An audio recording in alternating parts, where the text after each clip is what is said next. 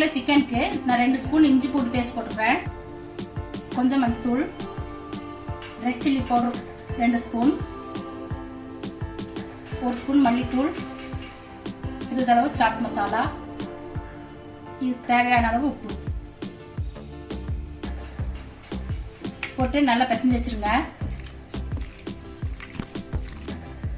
இதை 5 நிமிஷம் வரையும் ஊற வச்சிருங்க. இப்போ நம்ம பிசைஞ்சு வச்சு 5 நிமிஷம் ஆச்சு. இப்போ இந்த அளவுக்கு கடலை மாவு சேர்த்திக்குங்க. 2 ஸ்பூன் அரிசி மாவு,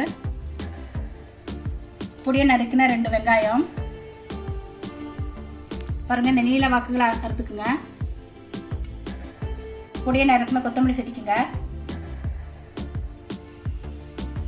பாருங்க இந்த அளவுக்கு சூடுபடுத்தின ஆயில் இது கூட ஊற்றிக்கலாம்.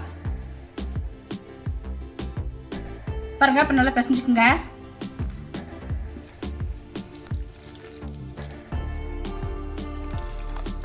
பாருங்க நம்ம நல்லா பிசைஞ்சாச்சு. இப்போ நம்ம எண்ணெயில பொரிச்சு எடுத்துக்கலாம். எண்ணெய் காஞ்சிருச்சு. சின்ன சின்னதா பிடிச்சு போட்டுக்குங்க. அடுப்பு சிம்ல வச்சுக்கோங்க, சீக்கிரம் கரிஞ்சிரும்.